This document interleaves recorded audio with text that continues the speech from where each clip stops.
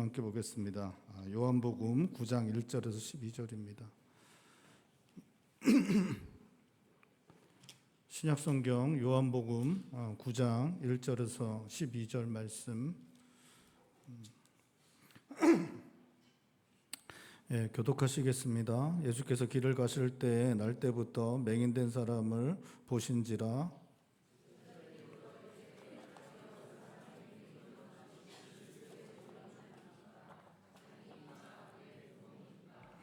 예수께서 대답하시되 이 사람이나 그 부모의 죄로 인한 것이 아니라 그에게서 하나님이 하시는 일을 나타내고자 하심이라.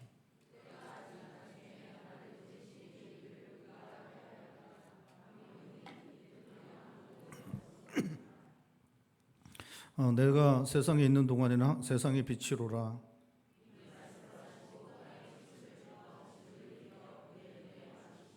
이르시되 실로암 못에 가서 씻으라 하시니 실로암은 번역하면 보냄을 받았다는 뜻이라. 이에 가서 씻고 밝은 눈으로 왔더라.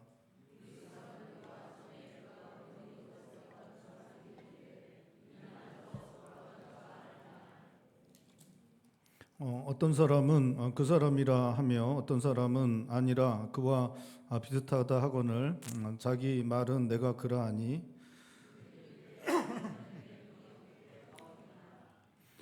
대답하되 예수라 하는 그 사람이 진흙을 이겨 내 눈에 바르고 나더러 실로암에 가서 씻으라 하기에 가서 씻었더니 보게 되었노라. 그들이 이르되 그가 어디 있느냐 이르되 알지 못하노라 하니라. 아멘. 요한복음 8장에 주님께서 세상의 빛이시고 생명의 길로 나아가게 하시는 분이심을 말씀하셨습니다. 그리고 세상의 빛이신 주님께서 오늘 본 말씀에는 날 때부터 볼 수 없었던 사람의 눈을 뜨게 하시는 사건이 기록되고 있습니다. 우리가 몇 주 전에 8장을 함께 살펴볼 때에 8장에 그 처음 나오는 사건은 이제 가늠하다 현장에서 붙잡힌 여자를 예수님이 구원해 주시는 사건인데, 그 사건 다음부터는 예수님이 초막절에 예루살렘에 올라가서 그래서 이제 그 유대인들하고 이야기 나누셨던 그 사건이 8장에 계속 기록되고 있습니다. 오늘 본 말씀 9장도 그렇게 예루살렘에 주님께서 계실 때 일어났던 사건을 기록하고 있는 것입니다. 주님은 제자들과 가시다가 나면서부터 볼 수 없었던 시각장애를 가진 한 사람을 만나셨고 그를 이제 보시고 계십니다. 이 사람이 앞을 볼 수 없게 된 것이 날 때부터인 것으로 알려져 있는데, 제자들은 이 사람에 대해 주님께 한 가지 질문을 합니다. 이 사람이 날 때부터 앞을 볼 수 없게 된 것이 누구의 죄로 인함인지, 자기의 죄 때문인지, 그의 부모의 죄 때문인지 주님께 묻고 있습니다. 당시에는 이렇게 날 때부터 앞을 보지 못하는 시각장애를 갖게 되면 오늘날과는 비교도 할 수 없을 정도로 너무나 어렵고 힘든 삶을 살아갈 수밖에 없었습니다. 오늘날도 여전히 그렇게 앞을 못 보는 상태로 태어나면 너무나 힘든 삶을 살아갈 수밖에 없지만, 당시에는 훨씬 더 비교도 되지 않을 정도로 힘든 삶을 살아갈 수밖에 없었습니다. 이렇게 할 수 있는 일이 없기 때문에 구걸하는, 오늘 성경에 기록된 대로 구걸하는 삶을 살 수밖에 없었고, 자기 몸을 스스로 보호하거나 스스로 지켜낼 힘도 없었고, 더군다나 그 당시 사회는 사회적으로 그렇게 이렇게 태어난 사람들에 대해 이 어떤 판단 또 정죄까지 나아가는 일들이 있었기 때문에 그 당시에는 이렇게 볼 수 없는 상태로 태어난 사람들은 너무나 고통스러운 삶을 살아갈 수밖에 없었습니다. 그래서 제자들은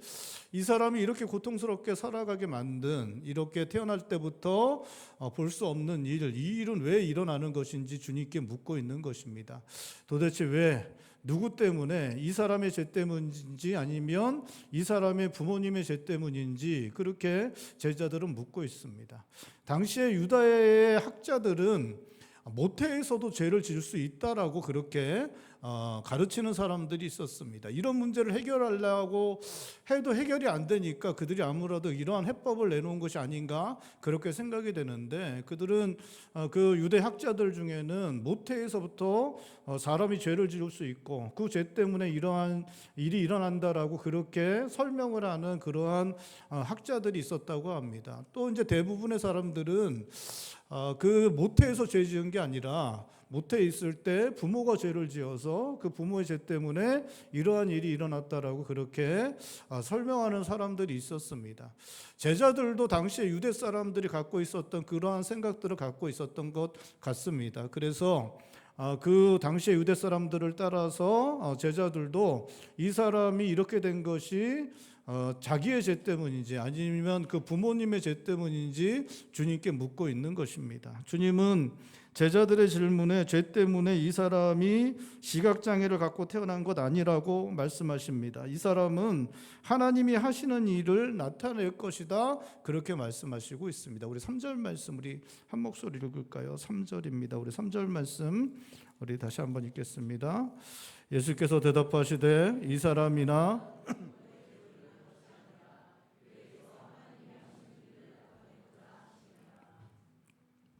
아담의 범죄 이후로 사람이 태어날 때 완벽한 몸을 갖고 태어난 사람은 아무도 없습니다. 그러니까 아담은 하나님이 창조하실 때 완벽한 완전한 하나님의 기준으로 볼 때 완전한 몸을 가지고 창조되었습니다. 그런데 아담과 하와가 범죄하고 난 다음에 사람은 그 죄의 결과로 몸이 이제 무너지게 되었습니다. 그래서 죽음에 이르게 되는 그런 몸을 갖게 되었고, 그리고 몸이 이렇게 만들어질 때부터 유전적으로 심각한 문제들을 누구나 다 갖고 있습니다. 이렇게 이제 우리 성도님들 중에 혹시 뭐 내 몸은 완전하다 이렇게 생각하시는 분은 아무도 없겠죠, 그렇죠? 그런 사람은 아무도 없습니다. 다 부족합니다. 다 문제가 있고, 저희 집안 같은 경우는 귀가 좀 안 좋은 것 같아요. 저는 이제 제 아내가 귀를 파준다는 얘기를 하려고 그랬다가 어쨌든 귀를 갖다가 저희 아내가 이렇게 할 때마다 물이 왜 이렇게 많냐고 그러더라고요. 귀 안에 물이 많냐고. 근데 제가 이제 저희 그 사촌 형님들도 귀가 별로 안 좋고 저도 이제 귀 상태가 그렇게 좋은 것 같지는 않습니다. 저는 그것만 아니라 여러 가지가 안 좋습니다. 사실 너무 많이 안 좋아서 문제인데, 어쨌든 어떤 집안은 간도 안 좋게 집안 자체가 내력이 그렇고, 어떤 집안은 또 다른 데가 또 안 좋고 이렇게 내력으로 있는데, 그게 다 이제 유전자 그 염색체 이런 것들이 이제 이렇게 좀 문제가 있게 다들 태어나는 거예요. 모든 사람들이 다들 그렇게 태어나는 것입니다. 그렇게 완벽한 몸을 가진 사람은 아무도 없습니다. 어떤 사람들은 신체적으로 부족하고, 어떤 사람은 정서적으로, 또 어떤 사람은 정신적으로 이렇게 부족하게 문제가 있게 죄의 결과로 그렇게 태어나는 것입니다. 완벽한 몸을 갖고 태어나는 사람은 아무도 없습니다. 다 그렇게 태어나는 것입니다. 주님 오늘 본 말씀에 등장하는 앞을 보지 못하는 사람이 그렇게 태어난 것, 자신의 죄 때문도 부모의 잘못으로 인해 벌을 받은 것도 아니라고 하십니다. 시각장애를 갖고 태어난 것, 모든 사람들이 죄의 결과로 육체적인 문제를 가지고 태어난 것과 같은 것이지 자신의 죄나 부모의 죄 때문에 태어나 그렇게 된 것이 아닌 것, 주님께서 그렇게 말씀해 주시고 있는 것입니다. 무지에 사로잡혀서 그렇게 판단하고 그렇게 생각했던 그 사람들에게 그러한 것이 아니다. 죄의 결과로 말미암아 그렇게 태어나는 것이지 그런 것 아니다라고 그렇게 말씀해 주시고 있는 것입니다. 다만 주님은 그렇게 특별히 시각장애라는 육체적인 어려움을 가지고 태어났지만 그 사람을 통해서도 하나님이 하시는 일이 나타나게 될 것이다 말씀하십니다. 하나님의 뜻은 앞을 볼 수 없는 시각장애를 가지고 태어난 이 사람이 주님을 만나고 주님을 통해 눈을 뜨게 되므로 하나님의 영광을 드러내는 것, 그것이 하나님의 뜻인 것을 오늘 성경을 통해서 이 사건을 통해 보여주시고 있는 것입니다. 나면서부터 보지 못했던 이 사람은 하나님의 뜻대로 주님 만났고 주님 안에서 하나님의 뜻과 영광을 드러내는 일을 하고 있습니다. 볼 수 없는 시각장애를 가지고 태어나는 것, 사람이 가질 수 있는 가장 큰 장애 중에 하나입니다. 볼 수 없기 때문에 삶의 모든 것이 너무나 힘들 수밖에 없습니다. 세상에 너무나 많은 제약 속에서 어려운 삶을 살아갈 수밖에 없습니다. 그런데 주님은 그렇게 너무나 어려운 상황 가운데 있는 인생이라고 할지라도 하나님의 뜻을 드러내는 데 사용될 수 있다고 말씀하고 있습니다. 하나님의 영광을 드러내는 삶을 살아갈 수 있다고 말씀하고 있는 것입니다. 어떻게 태어나고 할지라도, 어떤 삶을 살아가고 있다고 할지라도, 어떤 상황과 환경 가운데 있다고 할지라도 하나님의 뜻을 그 사람을 통해 드러내실 수 있다. 그 사람을 통해 하나님의 영광이 드러날 수 있다. 주님께서 말씀하시고 있는 것입니다. 앞을 볼 수 없는 것과 같은 신체적인 어려움, 환경적인 어려움, 감당하기 어려운 상황 가운데 태어나고 그러한 상황을 또 맞이하게 되는 것, 왜 어떤 사람들에게는 그러한 일이 일어나게 되는지 우리는 알 수 없습니다. 분명한 것, 누구의 잘못도 아니라는 것입니다. 무한한 지혜 가운데 하나님께서 행하시는 일이시겠지만 그것을 헤아릴 수 없는 우리는 사실 앞을 볼 수 없는 치명적인 어려움을 가지고 태어난 분들을 향한 하나님의 특별한 뜻을 알 수 없기 때문에 하나님의 특별한 뜻에 대해 감히 말할 수도 없습니다. 우리는 사람들을 향한 뜻을, 하나님의 뜻에 대해서 이야기할 수 있는 그러한 영역들이 있습니다. 저도 이제 청년의 때를 다 지났거든요. 그리고 이제 이렇게 결혼도 하고, 제가 내년이면 이제 30주년 됩니다. 결혼한 지. 얼굴이 너무 젊어 보여서 이제 제가 벌써 결혼한 지 30년이 됐어요. 30년이 됐어요.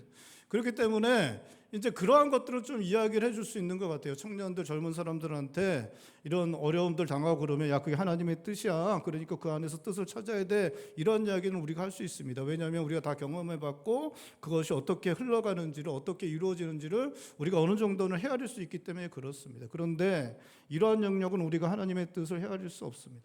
저는 믿습니다. 하나님의 무한한 지혜 가운데, 그 무한한 경륜 가운데 왜 이 사람은 이렇게 태어나고 저렇게 태어나는지 하나님께서 그 가장 선하신 뜻 가운데 그 일들을 행하신다는 것을 저는 믿습니다. 근데 누구에게는 왜 그렇게 하고 누구에게는 왜 이렇게 하는지는 알 수 없습니다. 헤아릴 수도 없습니다. 하나님의 특별한 뜻이 있다라고 이야기할 수도 없습니다. 그것은 하나님께서만 하시는 일이십니다. 우리는 판단할 수 없습니다. 우리는 그것을 알 수 없습니다. 다만 우리 주님께서 하시는 말씀은 그러한 어려움을 가지고 태어난 사람들을 하나님께서 바라보시고 계시고 하나님께서 그 선하신 뜻을 그들을 통해 드러내신다는 것입니다. 주님 만나면 그 인생 가운데 하나님의 영광이 드러날 수 있다. 어떠한 삶을 살았던, 어떠한 상황과 환경 가운데 있던, 어떻게 살아가고 있던 하나님의 영광이 드러나는 그러한 삶이 될 수 있다. 주님 만나면 그러한 삶이 될 수 있다. 오늘 성경을 통해 우리들에게 말씀하시고 있는 것입니다.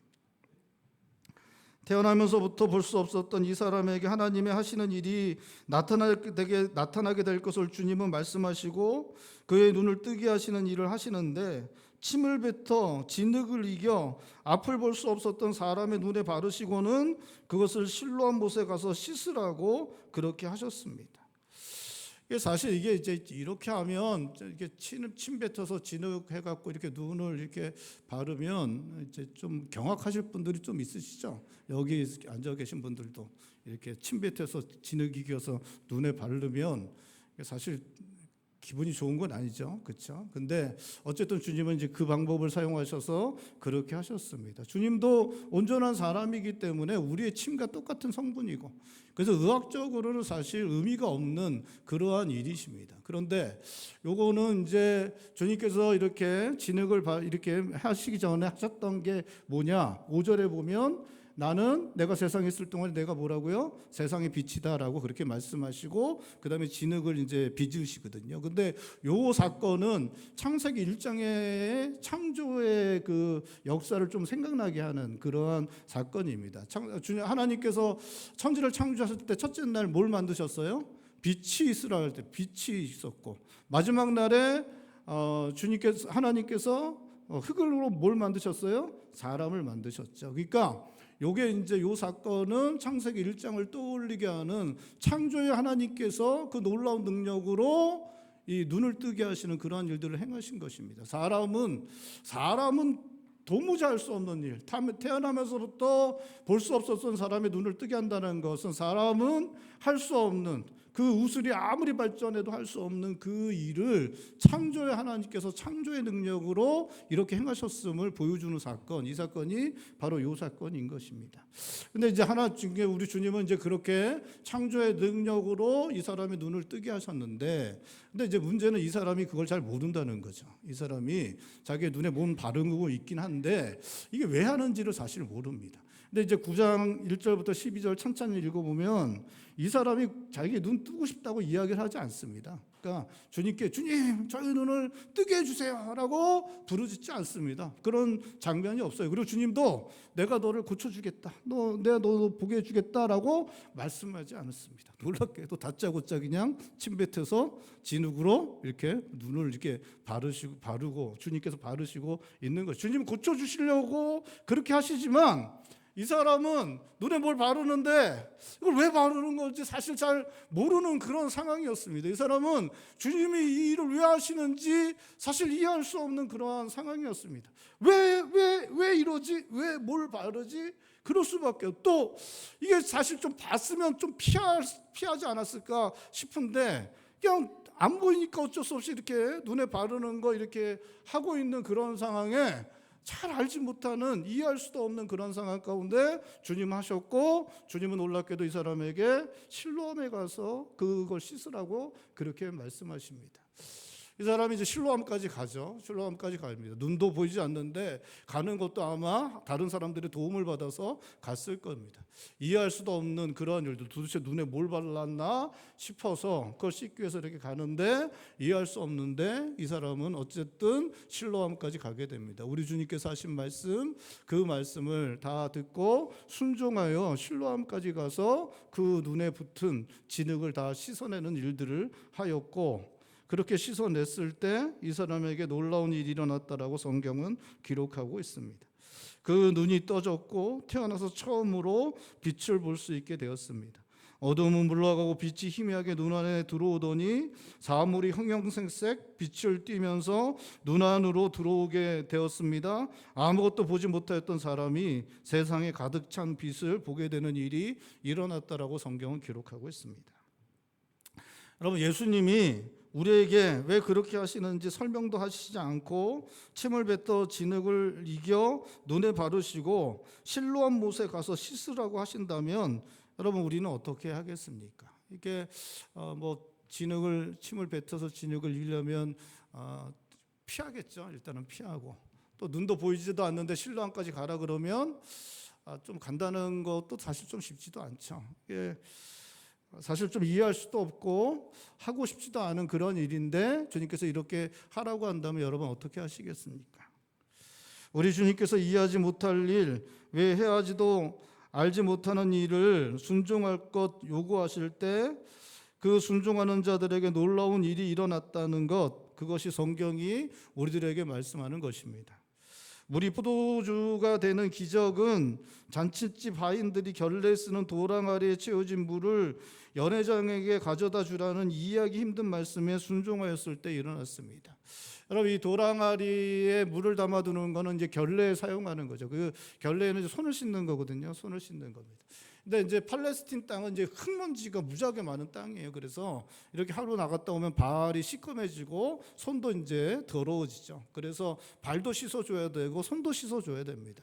그러니까 이제 시커먼 손을 갖다가 먼지가 많은 손을 그 결례에 쓰는 항아리에 손을 씻으면 그 시커먼 먼지는 다 어디에 남겠습니까? 항아리에 다 가라앉거나 이제 붙겠죠. 옆에 붙죠. 우리가 이제 김장김치 같은 거 예전에 독에다 하잖아요. 김장하면 독하고 나면 그러면 그 독을 어떻게 합니까? 씻죠. 팍팍 씻죠. 벅벅 씻죠. 그래서 깨끗하게 씻죠. 여러분, 도랑아리 결례에 쓰는 도랑아리를 씻었을까요? 예? 씻었을까요? 때가 이제 막 이렇게 좀 있으면 밥 먹어야 되는데 더러운 얘기했어요. 어쨌든 때가 이렇게 막 더덕더덕 붓고 쌓여 있는 거에다가 주님이 도랑아리에다 물을 채우라 그러고, 그리고 이제 그걸 떠다 주라고. 사실 좀 이해하기가 쉽지 않은 그런 상황인데 이 사람들은 그대로 행했고, 그러자 물이 변하여 포도주 되는 역사가 일어났다. 그렇게 성경은 말씀하고 있습니다.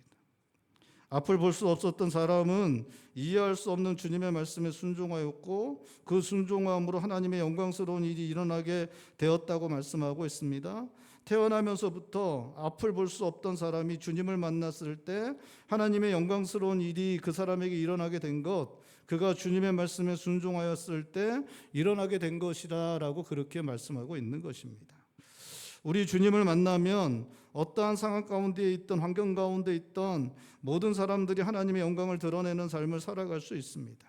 신체적으로 어려움을 가지고 태어난 사람도, 건강하게 태어난 사람도, 자유 속에서 사는 사람도, 자유가 제약된 환경 속에 사는 사람도, 풍요로움 가운데 살아가는 사람도, 그렇지 못한 사람도 주님 만난 사람은 하나님의 영광 드러내는 인생이 될 수 있다라고 성경은 주님은 말씀하시고 있습니다. 그리고 그렇게 하나님의 영광을 드러내는 삶을 살아갈 수 있는 것, 하나님의 말씀, 주님의 말씀에 순종할 때이다라고 오늘 성경은 말씀하고 있습니다.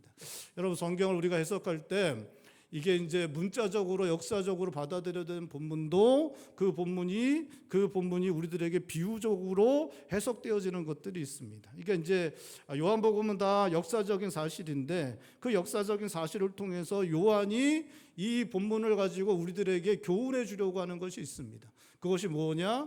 이게 이렇게 된다는 거예요. 그러니까 예수님 만나고 예수님 말씀대로 살고 예수님 말씀대로 살면 하나님의 영광이 드러난다는 이 교훈의 말씀을 이 사건을 통해서 우리들에게 들려주려고 하는 것입니다. 어떤 사람이든 어떤 상태에 있던 사람이든 그가 주님을 만나고 그 주님의 말씀대로 순종하여 살아가면 그를 통하여 하나님의 영광이 드러나게 된다. 그렇게 이 사건을 통해 우리들에게 말씀하시고 있는 것입니다. 여러분, 주님을 만난 사람들은 어려움 가운데 있을 때에도 인생의 치명적인 부족 가운데에서도 하나님의 뜻대로 살아갈 수 있고 하나님의 영광을 드러내며 살아갈 수 있습니다. 세상이 말하는 영광이 아닌 하나님의 영광을 드러내는 삶을 살아갈 수 있는 것입니다. 여러분, 우리가 하나님 말씀대로 살아가면 우리 가운데 하나님의 영광이 드러나게 됩니다. 세상의 영광은 드러나지 않습니다. 하나님 말씀대로 살아가면 세상의 영광은 드러나지 않습니다. 그런데 하나님의 영광이 드러나게 됩니다. 여러분, 세상이 말하는 영광 참 좋죠, 그렇죠? 세상이 말하는 영광 참 좋습니다. 근데 그냥 이제 시간 지나면 끝납니다. 시간 지나면 끝나요. 저도 이렇게 TV에서 젊은 청년들 나와서 막 이렇게 노래하고 그리고 뭐 70년대, 80년대 뭐 이때 이렇게 음악들 나오고 그때 청년들 보면 저도 젊은 때가 이제 생각이 나더라고요. 우리 어르신들 앞에서 죄송합니다. 어쨌든 젊은 때가 생각나고 그때 참 좋았다 그런 생각이 들고 그때로 한번 돌아가면 얼마나 좋을까 하는 생각은 하지 않습니다. 그냥 참 좋았다라고 생각이 들고 그때 참 좋았구나라는 생각이 드는데 여러분, 그 생각하면 뭐 하겠습니까? 그렇죠? 다 끝난 거죠. 다 끝난 겁니다. 그 시대로 돌아갈 수도 없고 그냥 끝난 거예요. 여러분, 이게 바로 세상의 영광입니다. 세상의 영광이 되게 좋은 것 같지만 그냥 허망한 것, 허탄한 것, 지나가면 끝나버리는 게 세상의 영광. 아무것도 남지 않습니다. 아무것도 남지 않는 것 세상의 영광이고 여러분, 그게 진실입니다. 그게 진실이에요. 지나가면 여러분들이 꿈꾸고 소원하고 있을지 모르지만 거기서 찬물을 꼈는 것처럼 들리실 수도 있을지 모르겠지만 여러분, 세상의 영광은 지나가고 나면 끝나는 것입니다. 아무것도 남지 않습니다. 그게 세상의 영광입니다. 돌이킬 수도 없고 돌아갈 수도 없고 그것이 뭐 아무런 인생의 의미도 되지 않는 지나가고 그때는 좋고 그때는 우리가 행복한 것 같고 그때는 모든 것 가진 것 같이 느껴지지만 지나고 나면 아무것도 아닌 것, 지나고 보면 그냥 끝난 것, 아무런 의미도 없는 것, 그것이 세상이 보여주는 영광, 세상이 말해주는 영광입니다. 여러분, 하나님의 영광을 우리가 구하며 살아가야 됩니다. 하나님의 영광을 드러나는 삶을 살아가야 합니다. 성경이 이야기하는 우리 인생의 마지막은 하나님 앞에 서는 것입니다. 그리고 하나님 앞에 섰을 때 하나님께서 우리들에게 평가해 주는 건 하나님의 영광을 위하여 산 삶, 하나님의 영광이 드러나는 삶을 산 삶, 그 삶을 하나님께서 귀하다, 좋은 것이다 말씀해 주실 것입니다. 하나님의 영광을 드러내는 삶은 우리는 하나님의 영광을 만들어낼 수는 없습니다. 하나님의 영광은 누구 것이냐? 하나님의 것입니다. 하나님의 영광은 드러나는 것이지 만들어내는 것은 아닙니다. 그러니까 우리에게서 하나님의 영광이 드러나는 것은 우리 안에서 하나님이 드러나는 것이죠. 그러니까 우리는 누구의 형상대로 만들어졌습니까? 하나님 형상대로 만들어졌고, 우리 안에서 하나님 영광이 드러나는 방법은 딱 한 가지밖에 없어요. 그게 뭐냐? 하나님의 뜻대로 우리가 순종하였을 때, 하나님의 뜻대로 우리가 순종하였을 때 그 안에서 하나님의 영광이 드러나는 것입니다. 그러니까 하나님의 영광이 드러날 때 오늘 본 말씀처럼 이렇게 놀라운 일이 일어날 수 있습니다. 그래서 그것 때문에 하나님의 영광이 드러날 수 있습니다. 근데 하나님의 영광은 이렇게 놀라운 일이 일어났다고 해서 하나님의 영광이 드러나는 것은 아닙니다. 이것은 하나님의 영광이 드러나는 것은 하나님의 뜻에 순종하였을 때 하나님의 영광이 드러나는 것이죠. 우리 주님께서 내가 영광을 받겠다라고 말씀하셨을 때 그 영광을 받으신다는 것은 십자가에 달리시는 것을 의미합니다. 주님은 십자가에 달리셨을 때 내가 영광을 받을 것이다 라고 말씀하십니다. 십자가에 달리는 것은 흉악범들이나 달리는 것이, 인생의 실패자들, 인생 끝장난 사람들이나 달리는 것이 십자가에 달리는 것인데, 주님은 그 십자가에 달렸을 때 내가 영광을 받을 것이죠. 그 십자가에서 그 엄청난 고통을 당하셔야 되는데, 그리고 죽으셔야 되는데, 그 십자가에 달렸을 때 내가 영광을 받을 것이다, 영광에 이를 것이다, 주님 말씀하십니다. 여러분, 우리가 하나님 말씀에 순종하면 자기 자신을 꺾어야 될 때가 있습니다. 자기 자신을 꺾고, 자기 자신을 내려놓고, 자기 자신의 자존심을 내려놓고 꺾어야 될 때가 있습니다. 그때 너무 힘들죠. 너무 고통스럽습니다. 사람은 누구나 다 자기 하고 싶은 대로 하고 싶어 합니다. 자기 드러내고 싶어 하고, 자기 하고 싶은 대로 살고 싶은 것, 그것이 사람들 누구나에게나 그 원하는 것입니다. 그런데 자기 원하는 대로 하지 않고, 자기 드러내는 대로 살지 않고, 자기를 꺾고, 자기를 내려놓고 하나님 말씀에 순종할 때 여러분, 기쁨이 있을까요? 기쁘지 않습니다. 기쁘지 않아요. 자기를 꺾고 자기를 내려놓고 그럴 때 기쁘지 않습니다. 고통스럽습니다. 때때로 슬픕니다. 때때로 너무 아쉽습니다. 정말 힘들죠. 힘듭니다. 그렇지만 그렇게 꺾고 자기를 내려놓고 하나님 말씀에 순종할 때 하나님의 영광이 드러나는 것입니다. 그때 하나님의 영광이 드러나는 것입니다. 사랑하는 성도 여러분, 어떤 사람이라고 할지라도, 어떤 상황 가운데 있는 사람이라고 할지라도 하나님의 영광이 드러나는 삶을 살아낼 수 있습니다. 주님 만나면 하나님의 영광 드러내는 삶을 살아갈 수 있습니다. 그렇게 살아가려면 주님 말씀대로 순종해야 되고, 하나님 말씀대로 순종해야 됩니다. 근데 참 재미있는 건 우리가 연약하고 어려울수록 놀랍게도 우리가 하나님 말씀에 더 잘 순종한다는 것입니다. 우리가 더 건강하고 더 자유롭고 더 많이 가지면 우리가 더 순종 잘할 것 같지만 사실 그렇지 않습니다. 병에 걸려서 하나님 저 병만 고쳐주면 하나님 위해 살겠습니다. 병만 고쳐주시면 제가 다 하나님 위해 살겠습니다. 병이 나와서 건강이 돌아오니까 하나님 멀어지는 사람 너무나 많습니다. 건강 가지고 하나님을 위해 살지 않고 자기 마음대로 사는 사람 너무나 많습니다.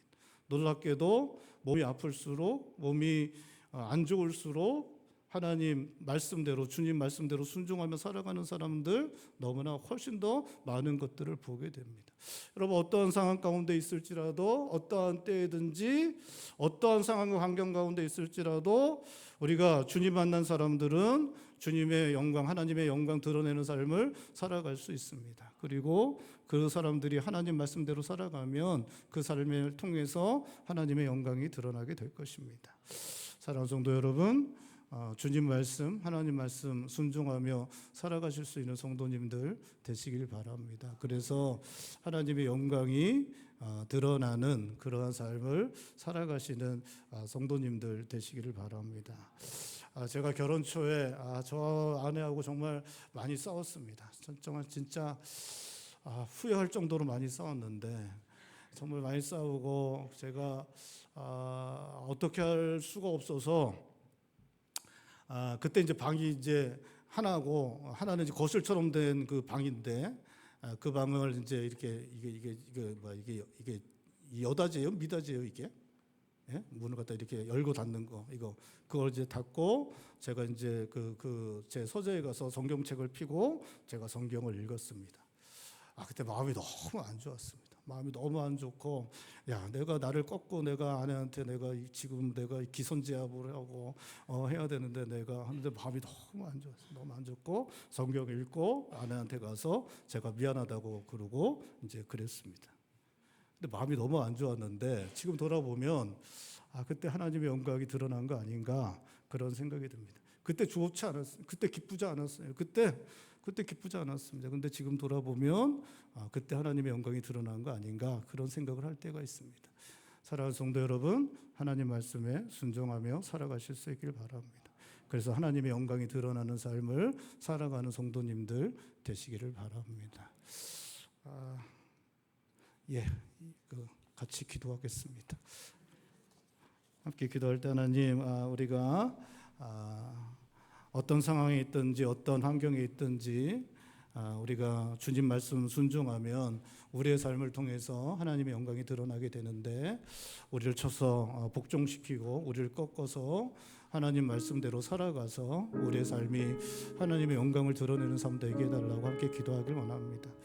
세상이 말해주는 영광 쫓아다니는 것이 아니라 세상 영광을 위하여 이제까지 열심히 사셨으니까 그 삶이 아니라 하나님의 영광을 위하여 살아가는 삶, 하나님의 영광이 드러나는 삶, 그 삶을 위해서 나를 내려놓고 하나님 말씀대로 순종하고, 그래서 그렇게 하나님의 뜻이 우리의 삶 가운데 이루어질 때 하나님의 영광이 드러나는 것 보게 해달라고 어제 한 목소리 함께 기도하겠습니다. 기도합니다.